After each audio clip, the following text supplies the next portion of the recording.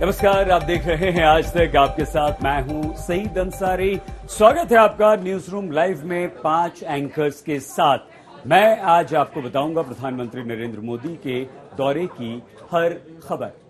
नमस्कार, आपके साथ मैं हूं मलिका मल्होत्रा। महाराष्ट्र में हनुमान चालीसा विवाद, अजान विवाद के बाद अब बाबरी मस्जिद को लेकर सियासत गर्मा गई है। इस मुद्दे को बीजेपी, एमएनएस, शिवसेना कैसे बुनाने में जुटी हुई है, इसके बारे में आपको बताएंगे राजीव। नमस्कार, मैं हूं आपके साथ राजीव ढोंडियाल। महाराष्ट्र से जुड़ी हुई एक और बहुत बड़ी खबर है, वहां की राजनीति से जुड़ी हुई है और मुद्दा जुड़ा हुआ है राणा दंपति से उनकी जमानत याचिका पर आज है फैसला। पूरी की पूरी खबर सिलसिलेवार और विस्तार से आगे आपको बताएंगे। अर्पिता। नमस्कार, आपके साथ मैं हूं अर्पिता आर्या। चंदौली में आखिर ऐसा क्या हुआ कि बवाल बढ़ गया है, सियासी रंग भी वहां चढ़ रहा है, क्यों? पूरी खबर बताएंगे विस्तार से शुभांकर। नमस्कार, आपके साथ मैं हूं शुभांकर मिश्रा और हम बात करेंगे प्रधानमंत्री नरेंद्र मोदी के यूरोप के दौरे को लेकर, क्योंकि 2022 में उनका पहला यूरोप का दौरा और यह माना जा रहा है कि जंग के बीच जब प्रधानमंत्री जाते हैं तो यह खबर काफी बड़ी हो जाती है।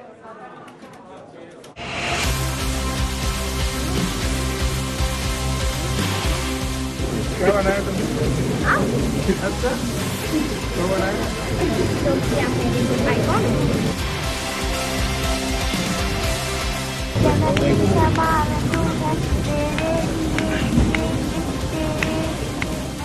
वाह वाह, बढ़िया।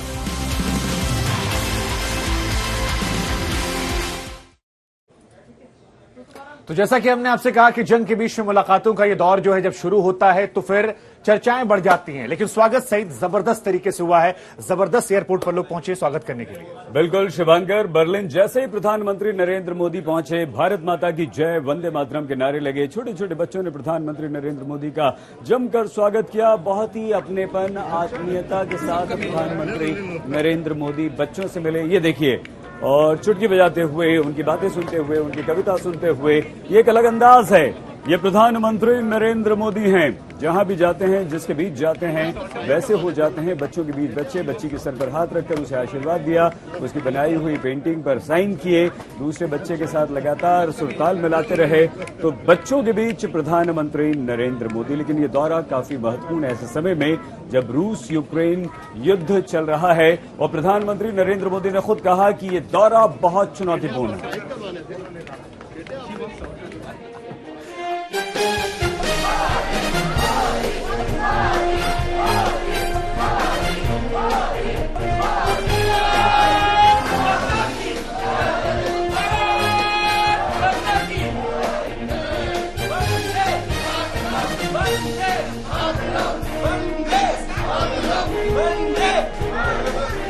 वंदे मातरम, भारत माता की जय, मोदी मोदी।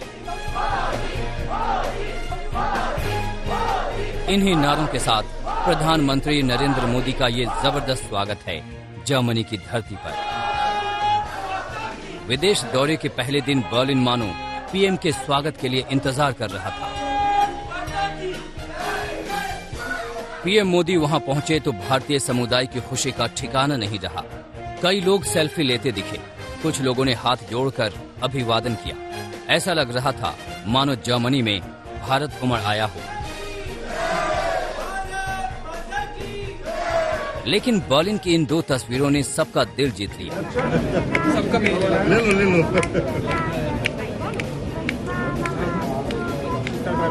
पहला परिचय इस प्यारी सी बच्ची का जान लीजिए, जिसने पीएम मोदी का वेलकम करने के लिए उनकी तस्वीर ही बना दी।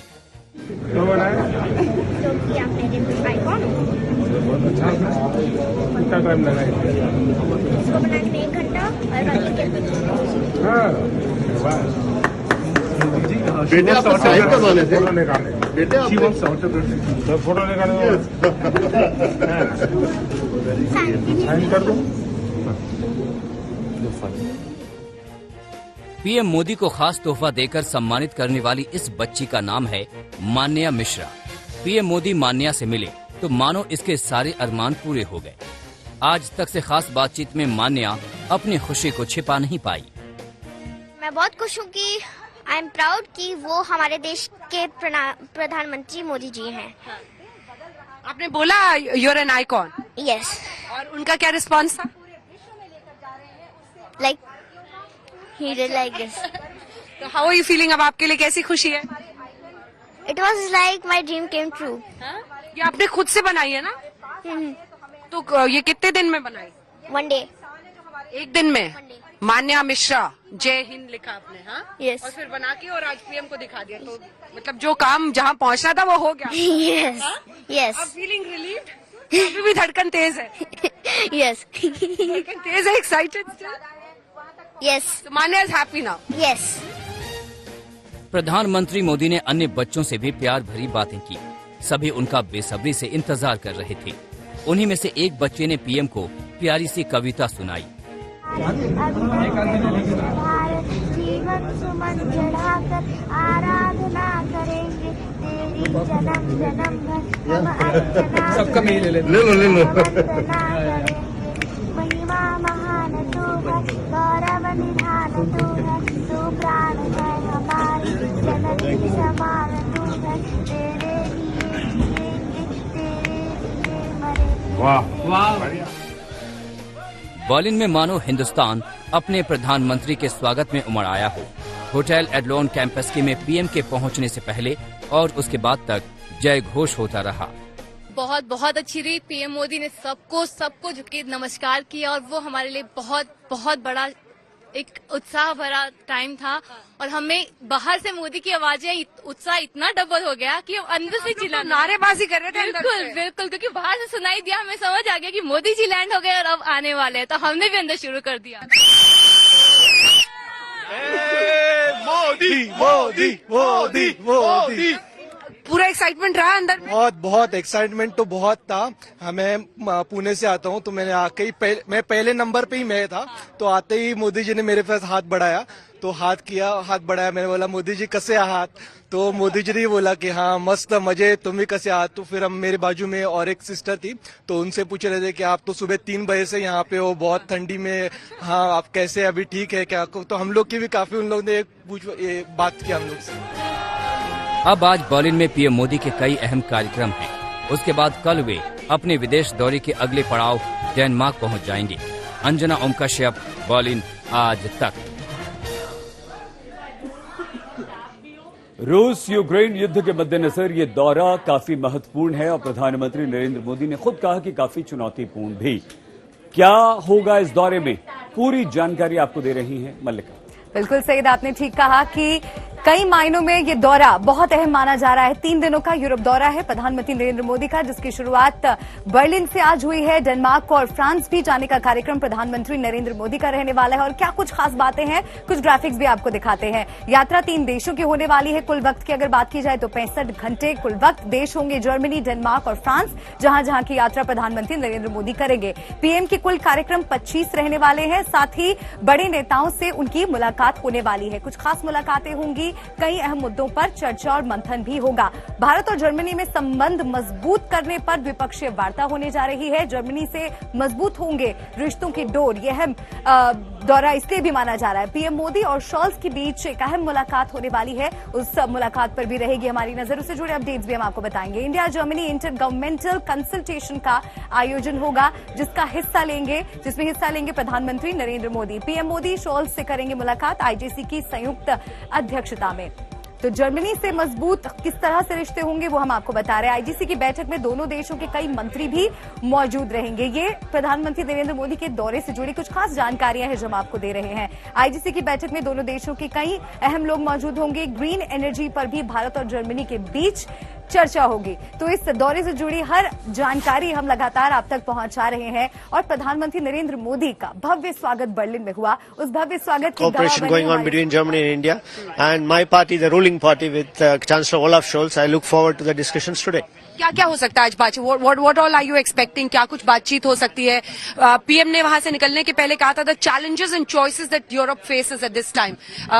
रशिया यूक्रेन की जंग चल रही है, इन सब के बीच किस तरह से आप देखते हैं इस दौरे को? See, India, there is no other better partner than India today.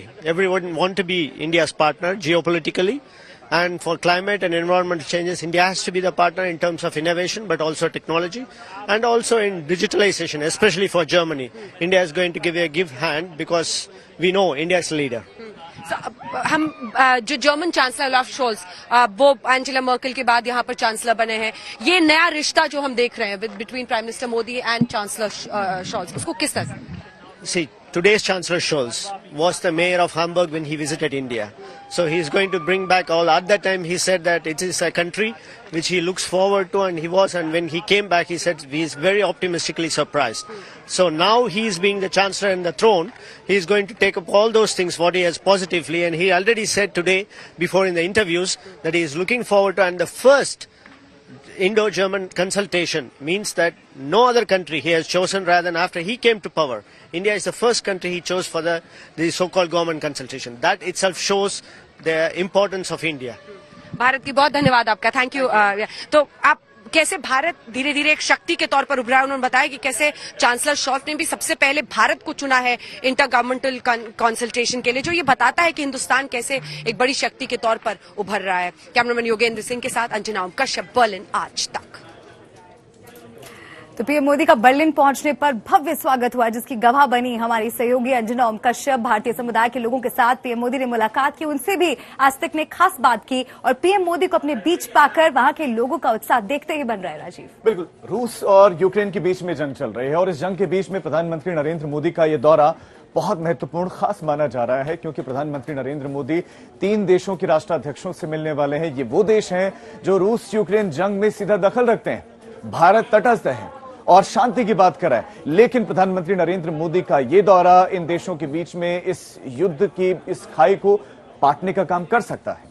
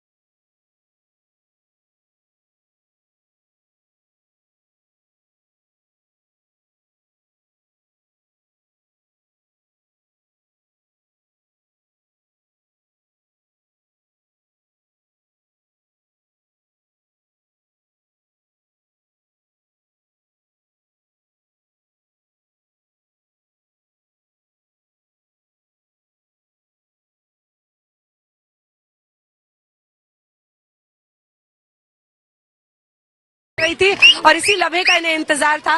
तो ये वो हिंदुस्तान के रंग है जिसमें देखिए इम्प्रॉम्प्टू, अब जितने जो पुरुष यहाँ पर थे इम्प्रॉम्प्टू वो भी गरबा में झूम रहे हैं और धीरे धीरे सर्कल बड़ा होता चला जा रहा है, जिसे आप मिनी भारत कह रहे हैं, उसी का जोश आप देख रहे हैं। ब्रांडेनबर्ग गेट, जर्मनी, बर्लिन से। जी हाँ, कैमरामैन योगेंद्र सिंह के साथ अंजना ओम कश्यप, बर्लिन आज तक।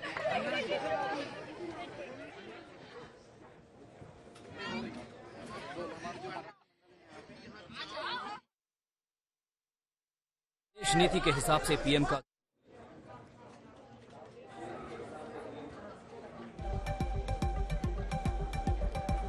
तो सिर्फ भारत की नहीं, पूरे विश्व की निगाहें हैं प्रधानमंत्री नरेंद्र मोदी के इस दौरे पर कि क्या रूस यूक्रेन जंग में क्या भारत जो है इस खाई को पाटने का कार्य कर सकता है। और आगे और जानकारियां देंगी अर्पिता।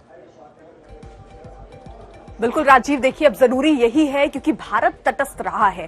अब जब वो वहां पहुंचा है तो जंग पे किस तरीके से बात बनती है, साथ ही साथ चीन एक बड़ा मुद्दा है जिस पर कंसर्न होगा और जाहिर तौर पर हो सकता है उस पर भी बात हो। वहीं देखिए 3 दिन का प्रधानमंत्री नरेंद्र मोदी का ये दौरा है, 3 बड़ी मुलाकात होनी है। 2 मई को ओलाफ के साथ, क्योंकि पहली मुलाकात आप समझिए जर्मनी के चांसलर से हो रही है और ये अपने आप में बहुत महत्वपूर्ण, किस तरीके से आगे मददगार हो सकता है, ये दोस्ती और प्रगाढ़ हो सकती है, इस पर यहाँ पर चर्चा। वहीं 3 मई को भी मुलाकात होनी है डेनमार्क के पीएम से प्रधानमंत्री की। तो कुल मिलाकर अगर आप देखिए तो 3 दिन का बहुत ही शानदार ये दौरा रहने वाला है और क्या निकलकर भारत के लिए आता है वो देखना होगा। वहीं 4 मई को देखिए फ्रांस के राष्ट्रपति इमैनुअल मैक्रोन से उनकी मुलाकात होनी है।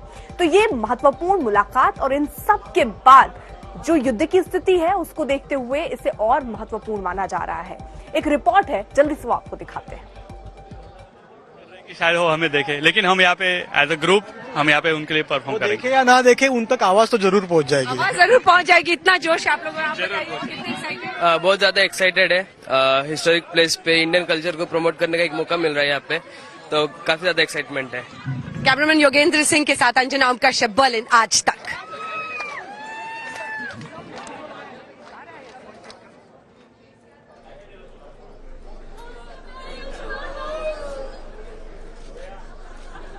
तो ये तस्वीरें आप देख रहे हैं, ये उस वक्त की तस्वीरें हम आपको दिखा रहे हैं जब प्रधानमंत्री नरेंद्र मोदी पहुंचे और भारतीय मूल के जो लोग हैं उनसे मुलाकात करते हुए प्रधानमंत्री नरेंद्र मोदी नजर आ रहे हैं। पीएम का यूरोप दौरा, तो वहीं देखिए प्रधानमंत्री नरेंद्र मोदी को छोटे छोटे बच्चे हैं जो तोहफे देते नजर आ रहे हैं, उनके संग सेल्फी लेते प्रधानमंत्री नरेंद्र मोदी नजर आ रहे हैं। और जब वो वहां पहुंचे तो भारत माता की जय के नारे वहां गूंजते नजर आ रहे, तो एक खास तरह का उत्साह वहां देखने को मिला। साथ ही साथ जो भारतीय मूल के लोग हैं वो ये बात भी कह रहे हैं कि पहले जो भारत की स्थिति थी अंतर्राष्ट्रीय पटल पर वो बहुत बदली है प्रधानमंत्री नरेंद्र मोदी के आने के बाद, तो उस पे उन्हें अब और गर्व होता है। और आज वो उत्साह दिख भी रहा था, कई लोग 4-4 घंटे की ड्राइव करके प्रधानमंत्री नरेंद्र मोदी को देखने, उनके साथ एक लम्हा जीने के लिए पहुंचे थे।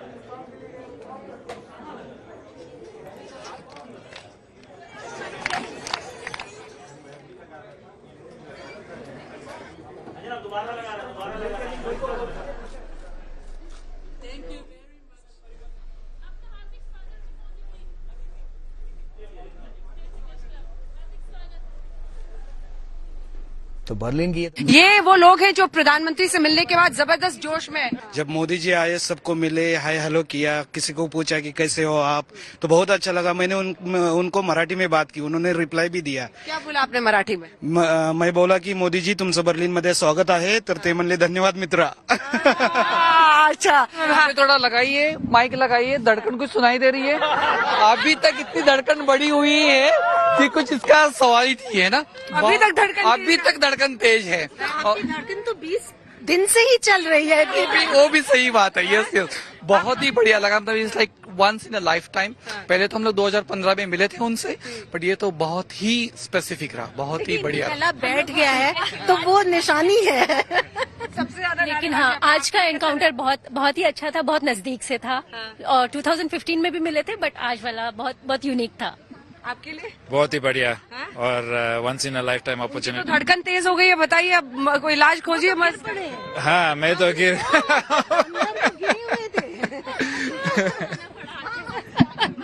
हमने आके उनकी मदद की क्योंकि हम 3 बजे से तैयार होके निकले हुए थे। 2 घंटे अंदर फोटो के लिए वेट किए और फिर जब वो आए तो लगा हम अभी से इतने तरोताजा है कि हम उनका पूरे लाइफ टाइम वेट कर सकते हैं। आप भी बताइए, आप मिल पाए? हाँ, मिल पाए। हम एकदम सामने खड़े थे। आते बराबर मोदी जी ने कहा शुक्रिया, आप लोग इतने सुबह से आए हुए हैं। तो हमें बहुत अच्छा लगा वो सुन के कि उन्हें भी पता है कि लोग कितने वेट कर रहे हैं उनका और उत्साहित है उनके लिए। बिल्कुल, जैसे वो हमारे तरफ आए और नमस्ते करके जो मोमेंट था, मतलब आई कैन। और ढोल, आप ढोल बजाने वाले हैं तो ढोल में इनके अब ज्यादा जोश होगा। पूरा ढोल ताशा है इंटू 200 पावर। हम लोग रात भर सोए नहीं है, only with the thought of that 1 minute झलक ऑफ उनकी। और इतना एनर्जी, इतना पॉजिटिव, इतना कैरिस्मेटिक पर्सनालिटी है उनका, we can not get over it. It's once in a lifetime moment. सोए ही नहीं हम तो पूरी रात की इंतजार करते, 4 बजे पहुंच गया था मैं आज शाम को यहाँ। आज अभी जो ये इवेंट हो रहा है, सबसे बढ़िया जो ओकेजन होगा आपको मिलेगा वो शाम को होगा 6:30 को। मोदी जी जब शाम को जो कम्युनिटी इवेंट है वहाँ पे पूरा ढोल ताशा के साथ उनका स्वागत होगा। और हमने एक स्टेज बना के एक ढोल सजा के रखा हुआ है and we are very sure he is going to come there and beat the drum. वाह, देखिए तो ये है तैयारी। बात करते हैं पटियाला हिंसा को लेकर, क्योंकि खबर आ रही है कि उसके मास्टरमाइंड को पुलिस ने गिरफ्तार कर लिया। और बड़ी बात यह भी निकल कर आ रही है कि इसमें खालिस्तानी एंगल का जो लिंक है उसके हिसाब से अब जांच धीरे धीरे आगे बढ़ने वाली है।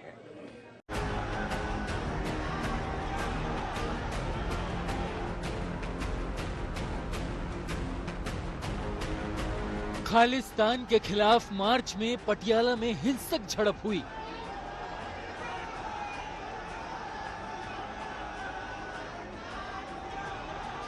बीच सड़क तलवारें लहराई गईं।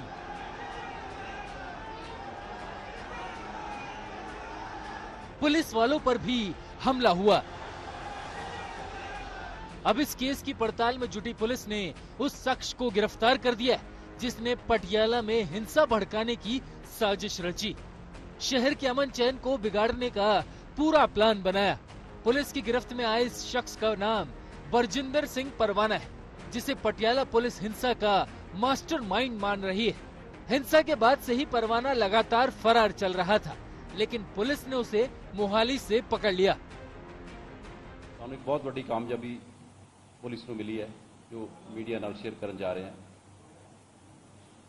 बरजिंदर परवाना जिहड़ा मेन एक्यूज्ड उसनूं साडी टीम ने मोहाली तो गिरफ्तार कर लिया।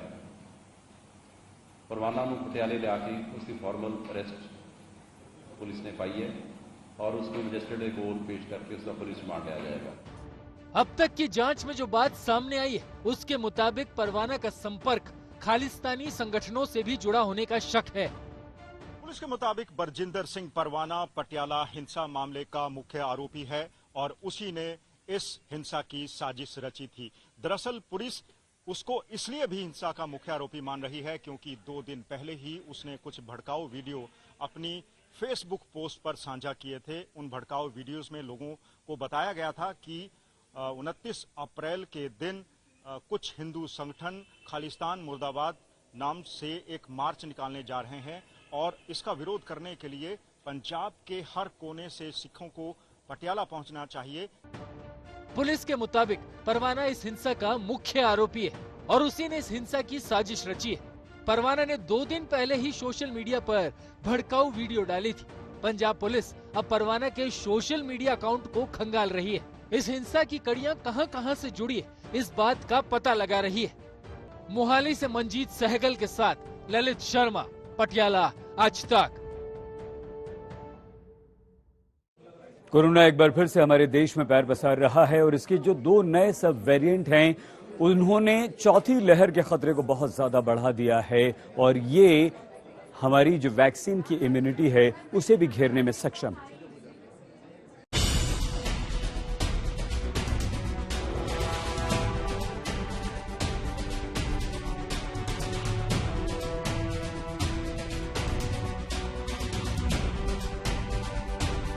कोरोना महामारी की चौथी लहर का खतरा लगातार गहराता जा रहा है।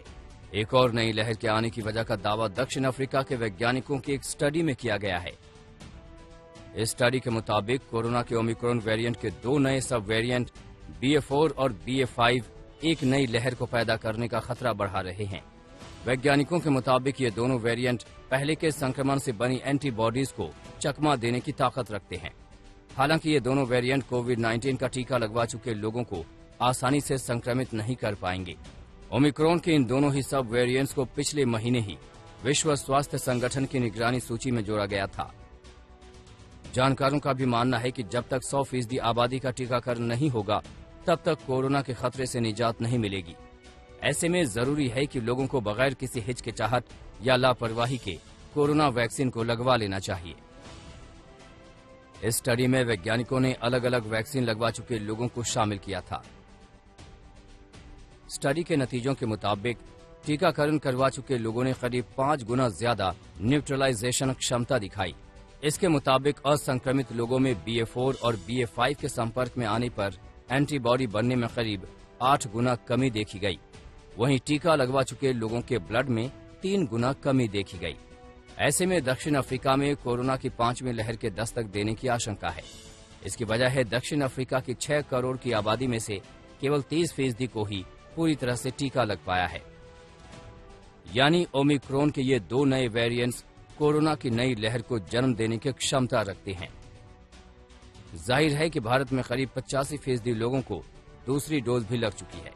ऐसे में यहाँ तो संक्रमण का खतरा लगातार कम होता जा रहा है, लेकिन इसकी पूरी तरह रोकथाम के लिए लोगों को बूस्टर डोज लेनी होगी और दूसरे देशों में भी टीकाकरण की रफ्तार बढ़ानी होगी, जिससे दुनिया से कोरोना के नामो निशान को मिटाना आसान हो सके। आज तक ब्यूरो। यूपी के चंदौली में एक लड़की की मौत के बाद हंगामा बरपा है। परिवार वाले पुलिस पर आरोप लगा रहे हैं कि पुलिस वालों ने लड़की के साथ मारपीट की, जिसकी वजह से उसकी मौत हो गई। लेकिन अब पोस्टमार्टम रिपोर्ट सामने आई है जिसमें मारपीट के कोई सबूत नहीं मिले हैं। इस पोस्टमार्टम रिपोर्ट के सामने आने के बाद कई सवाल खड़े हो गए हैं। राजीव, बिल्कुल सवालों के घेरे में है पुलिस। चंदौली में दबिश देने के लिए गई थी पुलिस, लेकिन पुलिस की टीम पर आरोप लगा है कि जब घर पर गई तो वहां पर निशा की हत्या की पुलिस ने, ये आरोप लग रहे हैं। तो ये बड़ी खबर इस वक्त आपको देते हैं, चंदौली में राजनीति भी गर्मा गई है। बहरहाल पुलिस पर आरोप है। चंदौली केस में मृतक लड़की की पोस्टमार्टम रिपोर्ट भी आ गई है और पोस्टमार्टम रिपोर्ट में चोट के निशान नहीं मिले, गंभीर चोट के निशान नहीं है। 4 डॉक्टरों का पैनल था, 4 डॉक्टरों की टीम थी जिसने पोस्टमार्टम किया और पोस्टमार्टम में गंभीर चोट के निशान नहीं मिले हैं। हालांकि गले पर खरोंच के हल्के निशान जरूर हैं।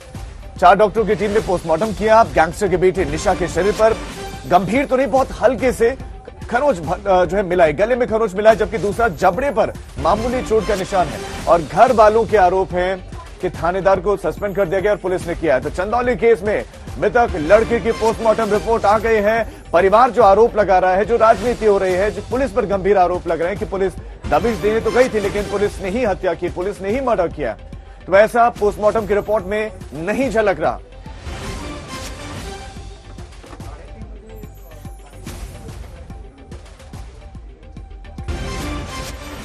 ये बताइए कल क्या हुआ था? सर घर पे कोई नहीं था, 4 लोगों से उदय प्रताप अपने पुलिस फोर्स के साथ, लेडीज फोर्स के साथ आई और आते आते डायरेक्ट घर में हम लोग से दरवाज़ा बंद, छत पर हम लोग थे, दरवाज़ा बंद करने के लिए आए तब तक ये लोग कुछ चीज़ से मारे, दरवाज़ा बंद ही नहीं कर पाए तो दरवाज़ा खुल गया। जब हम इनका विरोध किए तो एक लेडीज़ पुलिस हमको हाथ छोड़ दी। जब हम उनका भी विरोध किया कि आप क्यों मार रहे हैं, तब तक एक जेंट्स लेडीज़ दोनों मारने लगे और तब तक दीदी हमको देखी तो उस रूम में दरवाज़ा बंद करने के लिए भागी। तो उस रूम में दीदी भागी तो फिर यहाँ पे हमको पकड़ लिया गया। फिर उस रूम में सब पुलिस ऑफिसर और एक लेडीज़ कांस्टेबल उस रूम में गई तो सब मारना शुरू किए। दीदी चिल्ला रही थी, हमें आवाज़ दे रही थी बचाने के लिए। हम बोले सर आप लोग क्या कर रहे हैं, मत कीजिए ऐसा। उसके बावजूद भी ये लोग हम मेरी एक भी नहीं सुने, मुझे भी मारा, मेरी दीदी को भी मार रहे थे। उसके बाद आवाज़ आनी एकदम से बंद हो गई। हम चिल्ला रहे थे लेकिन कोई मेरी बात का कोई जवाब नहीं दे रहा था। एक कांस्टेबल सिपाही ने नीचे से एक अच्छा गुंजा, हम आपकी स्थिति समझ सकते हैं, तबीयत ठीक नहीं आपकी, हमको संक्षेप में बता दीजिए कितने पुलिस वाले थे और उस वक्त आप कहाँ थी और आपकी दीदी कहाँ थी? 40 से एबव या मैक्सिमम इतना ही होंगे, 40। जब आप ऊपर आई तो क्या देखा आपने? हम ऊपर से नीचे आए, हम दरवाजा बंद करने के लिए आए थे ताकि ये पुलिस फोर्स अंदर न घुस पाए। हम उनसे पूछे सब बिना वारंट का आप किसी घर में कैसे घुस सकते हैं, ये लोग डायरेक्ट मारना शुरू कर दिए। अच्छा, जब पुलिस यहाँ से चली गई तब आपने क्या देखा जब आप ऊपर आई? तो जब ये मार के चले गए तो ये मैक्सिमम 20 सेकेंड लगा होगा मुझे उस रूम में जाने में।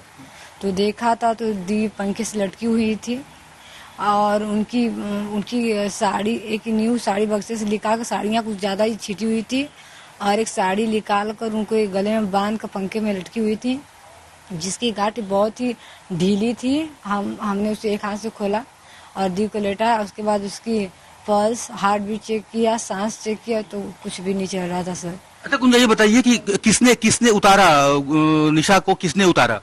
सर मैंने। आपने उतारा पंखे से? लटकी नहीं हुई थी, मतलब उनका पैर जमीन ही पे था। उस पंखे की हाइट नापेंगे ज्यादा ऊंची नहीं है। मेरी दीदी मैक्सिमम 5.4 सेंटीमीटर की होंगी और पंखा उतना लंबा भी नहीं था सर। नीचे उनका पैर भी नीचे था, बस गले में वो साड़ी थी, बस वो गांठ खोले हम बस। आपकी दीदी मर चुकी थी तब तक दीदी मर चुकी थी। तो पुलिस पर आरोप लग रहे हैं लेकिन पोस्टमार्टम रिपोर्ट में गंभीर चोट के निशान नहीं है। लेकिन सवाल ये है फिर गैंगस्टर के बेटे निशा की हत्या कैसे हुई, ये सवाल बना हुआ है। बिल्कुल, और देखिए कई आरोप तो पुलिस वालों पर लग रहे हैं। अब पुलिस के आला अधिकारी इस पूरे मामले पर क्या सफाई दे रहे हैं, आपको सुनवाते हैं। सर, पोस्टमार्टम की रिपोर्ट आई है, पोस्टमार्टम की रिपोर्ट क्या कहती है?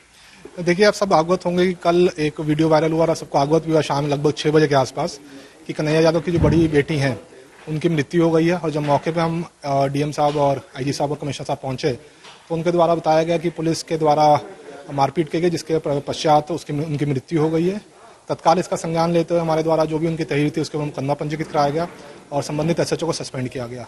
उसके पश्चात हमने उसका पैनल से पोस्टमार्टम करवाया और पूरी वीडियो रिकॉर्डिंग का पोस्टमार्टम रिपोर्ट आज सुबह हमारे पास आ गई है।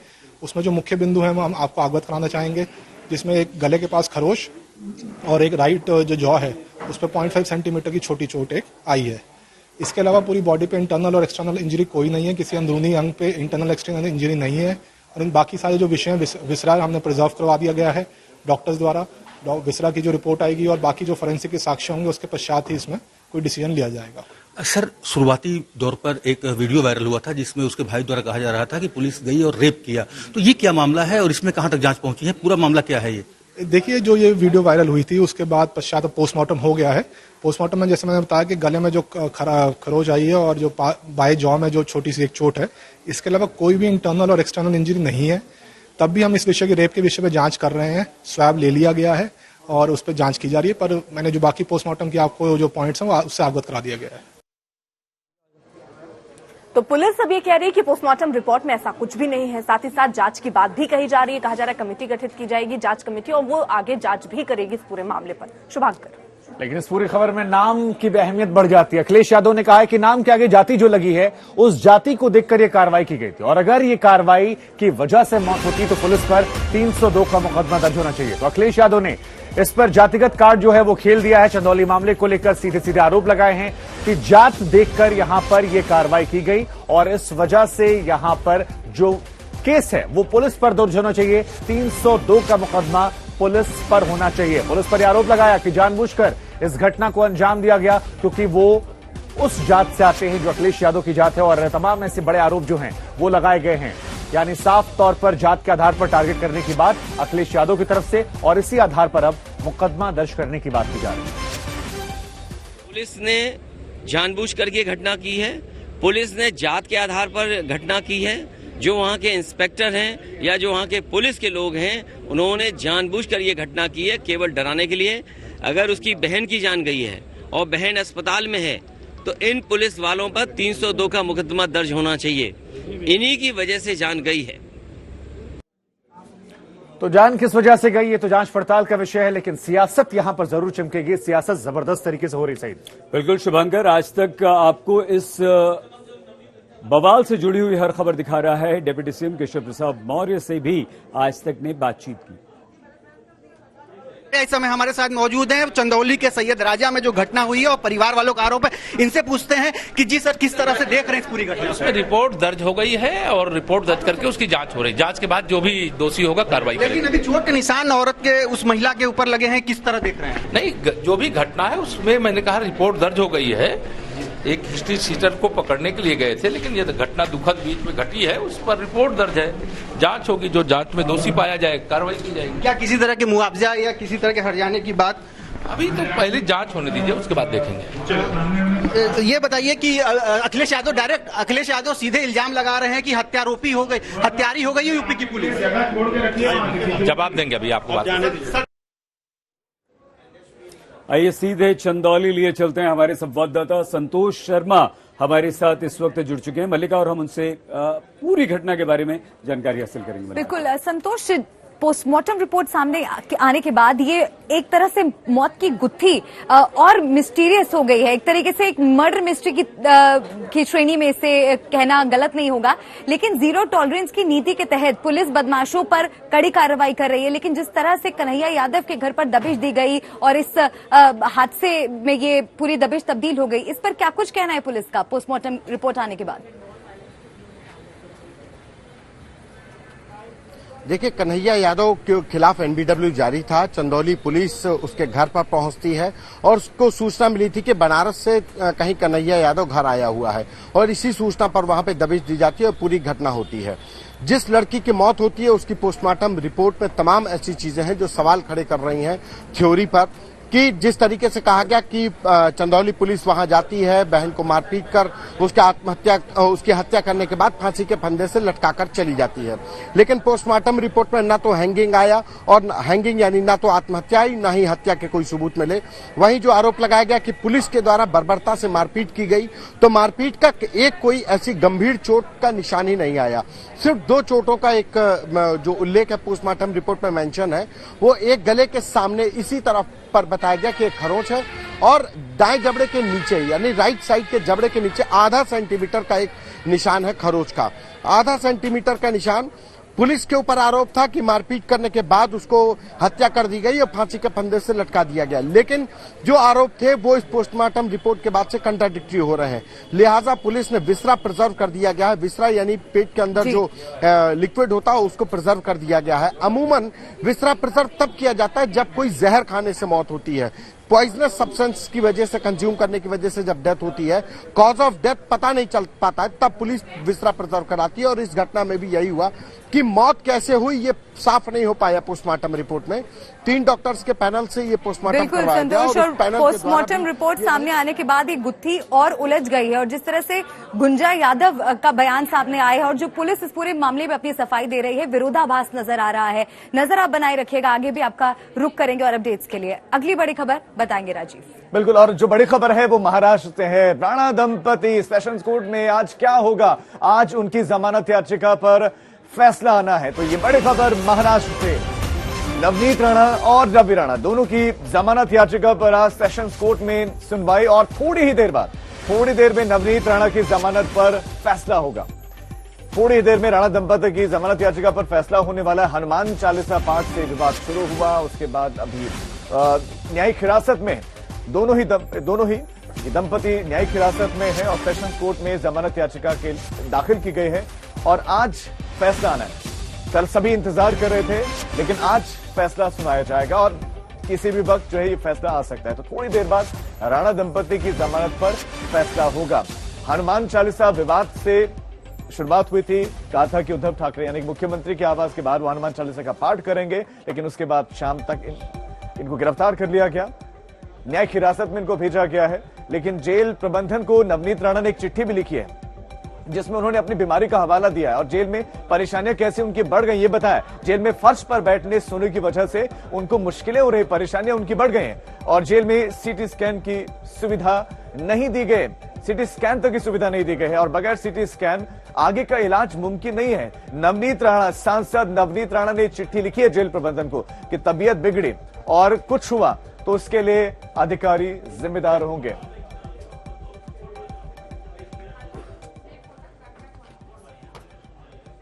तो नवनीत राणा ने ये चिट्ठी लिखी है जेल प्रबंधन को, अपनी बीमारी का हवाला दिया है और व्यवस्थाएं नहीं है जेल में इलाज की प्रॉपर, ये उन्होंने बात कही है और अगर मुझे कुछ होता है तो जेल प्रबंधन उसके लिए जिम्मेदार। बहरहाल सेशंस कोर्ट में आज इस मामले में फैसला आना है। तो थोड़ी देर में नवनीत राणा की जमानत पर फैसला आएगा, ये बड़ी खबर। थोड़ी देर बाद जमानत याचिका पर जो है फैसला आने वाला है। जमानत मिलती है या फिर नहीं ये देखना होगा। लेकिन नवनीत राणा और रवि राणा, अब उनके जो वकील है वो ये भी दलील दे रहे हैं कि उनके घर में एक छोटा बच्चा भी उनका है और उनको जमानत इस आधार पर तो कम से कम दी जानी चाहिए। अब राणा दंपति को जमानत मिलती है या नहीं ये देखने वाली बात है।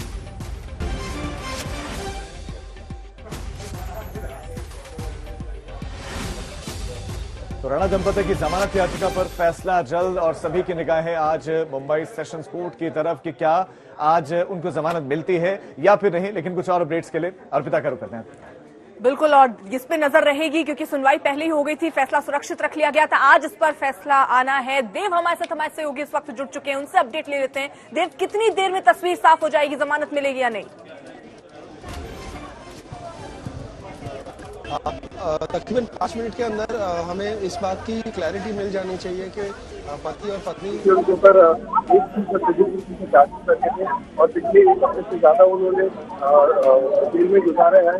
तो अभी उसी की सुनवाई चल रही है। अभी उसी की सुनवाई चल रही है जो हमें अगले 5 मिनट में क्लैरिटी मिल जाएगी कि उनका क्या होगा, कि क्या आज वो बेल पर फ्री होंगे और चल पाएंगे या उन्हें कुछ और दिन गुजारने पड़ेंगे तलुजा और बाइकला जेल के अंदर। बिल्कुल, तो थोड़ी ही देर में नवनीत राणा की जमानत पर फैसला होना है। कुछ ही पलों का और इंतजार, उसके बाद तस्वीर साफ हो जाएगी उनको जमानत मिलता है या नहीं मिलती है। क्योंकि कुल मिलाकर राजद्रोह का केस भी उन पर लगा हुआ था, उस पर भी दलील दी गई और ये कहा गया कि राजद्रोह तो बनता ही नहीं है क्योंकि ये राजद्रोह जो है वो गैर जमानती अपराध है और अगर इसके तहत मामला चला तो मुश्किल हो सकती है जमानत मिलने में। लेकिन क्या कोर्ट का फैसला रहता है इस पर नजर रहेगी शुभांकर। बिल्कुल। और एक सवाल देव आपसे ये भी है कि लीगल एक्सपर्ट्स जो है वो क्या कह रहे हैं, क्या जमानत की गुंजाइशें बचती हैं? क्योंकि जो बात राजद्रोह कर रहे हैं जब तक वो रहेगा फिर वहां पर जल्दी जमानत आमतौर पर देखा नहीं जाता है। ऐसे में क्या उम्मीद नजर आ रही है? जी, ऐसे में लग रहा है कि उन्हें बेल मिल जाने की पॉसिबिलिटी और शंका पूरी तरह से है, क्योंकि उन्होंने कहा है जो स्पेशल पब्लिक प्रोसिक्यूटर प्रदीप गराई की है राष्ट्र की तरफ, महाराष्ट्र राज्य की तरफ, उन्होंने शनिवार के दिन आर्गूमेंट रखी थी यहाँ सेशंस कोर्ट में, कहा था कि एक सीमा क्रॉस हो चुकी है, हर चीज की एक लिमिट होती है और इन कपल्स है दोनों ही दंपति ने सारी लिमिटें क्रॉस कर दी थी। 124 का भी चार्ज लगता है और 124 का जो चार्ज होता है वो आमतौर पर आसानी से नहीं मिलता है। जिस दिन पहली सुनवाई हुई थी बैंका के फैमिली कोर्ट में, उसी दिन 14 दिन की मिनिमम जुडिशियल करते हुए सुनाई थी, तो हमें आज 5 से 10 दिन के अंदर उस बात पर क्लैरिटी मिल जाएगी कि जेल में क्लैरिटी मिल जाएगी कि इन्हें जेल में रहना होगा या वो आज फ्री चल सकते हैं और अमरावती अपने घर लौट सकते हैं। जी, 4:30 बजे का समय बताया जा रहा है जो महत्वपूर्ण समय है सईद, और इस समय पर सभी की निगाहें होंगी कि मामला महाराष्ट्र लेकर देश की सियासत में गर्म है। बिल्कुल शुभांकर, लेकिन देव ये भी बताइए कि जिस तरह से नवनीत राणा, लेकिन एक और बड़ी खबर इस वक्त आ रही है, हम आपको बता दें कि 4:30 बजे नवनीत राणा की जमानत पर निर्णय आएगा और अभी थोड़ा सा इंतजार करना होगा। इससे पहले बॉम्बे हाई कोर्ट नवनीत राणा की जमानत याचिका को खारिज कर चुका है।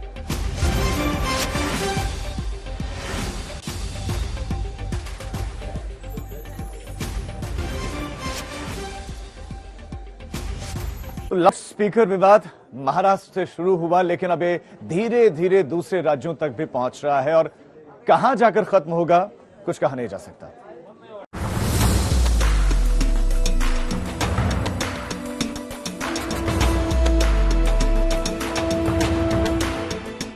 बताओ, आपके हम भाई पालन नहीं करेंगे? हटाइए, बताओ, चलिए हटाइए, तुरंत हमें दिखाइए, हटा दिया, सब बाहर निकालिए, हटा दो। मतलब आप लोग नियम नहीं मानेंगे, कानून नहीं मानेंगे, हाई कोर्ट को नहीं मानेंगे, सुप्रीम कोर्ट को नहीं मानेंगे, किसको मानेंगे? लाउड स्पीकर को लेकर यूपी पुलिस बलिया के मस्जिद के बाहर कानून की याद दिला रही है। तो बताओ, आपके हम भाई पालन नहीं करेंगे? हटाइए, बताओ, चलिए हटाइए, तुरंत हमें दिखाइए, हटा दिया, सब बाहर निकालिए, हटा दो। मतलब आप लोग नियम नहीं मानेंगे, कानून नहीं मानेंगे, हाई कोर्ट को नहीं मानेंगे, सुप्रीम कोर्ट को नहीं मानेंगे, किसको मानेंगे? पूरे यूपी में मंदिरों मस्जिदों में लाउड स्पीकर हटाए जाने का सिलसिला जारी है। लखीमपुर खीरी में खुद धार्मिक गुरुओं ने पहल की और पुलिस से सलाह मशविरा कर मस्जिद से लाउड स्पीकर हटा दिया।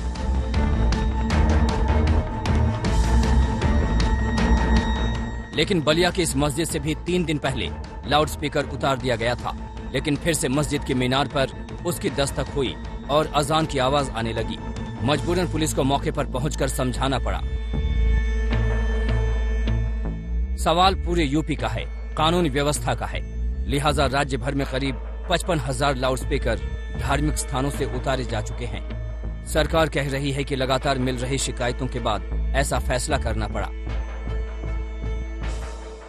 आम जनमानस से अक्सर शिकायतें आती थी, तो हम सभी ने, प्रशासन ने, सरकार ने और समाज के जो लोग हैं, सब ने बैठ के तय किया कि ये जो लाउड स्पीकर है या तो इसकी वॉल्यूम कम कर दिया जाए या जहां अननेसेसरी लगे हैं उन्हें हटा दिया जाए। और ये बहुत अच्छी बात है कि समाज भी आगे आया और अब देखिए पूरे प्रदेश भर से कहीं कोई शिकायत नहीं आई। सब ने अपनी स्वेच्छा से या तो लाउड स्पीकर का वॉल्यूम मानक के अनुसार कम कर दिया या अननेसेसरी जहां लगे थे उनको हटा दिया गया। यूपी के अलावा बिहार में भी लाउड स्पीकर वाला सियासी पारा चढ़ने लगा है। चंद रोज पहले ही नीतीश के बीजेपी कोटे से मंत्री जनक राम ने कहा था कि कानून आता है तो लाउड स्पीकर जरूर हटाएंगे। अब डिप्टी सीएम तारकिशोर प्रसाद भी कुछ वैसी ही वकालत बिहार के लिए कर रहे हैं। नीतीश कुमार जी के नेतृत्व में विगत चुनाव को लड़ा था और उन्हें अपना नेता हम सबों ने घोषित किया बिहार विधानमंडल में एनडीए का, और वो हमारे माननीय मुख्यमंत्री हैं, उनके नेतृत्व में हमारी सरकार बेहतर चल रही है। उनके ये निजी विचार है, लेकिन अभी इन तरह की बातों का कोई औचित्य नहीं। बिहार में सहयोगी बीजेपी के मिजाज से उलट जेडीयू अपना नजरिया बता रही है, तो 2 दिन पहले ही मुख्यमंत्री नीतीश कुमार ने लाउडस्पीकर विवाद के सवाल पर साफ साफ कह दिया कि ये मामला बेतुका है। सर, लाउडस्पीकर वाले पर क्या कहना है?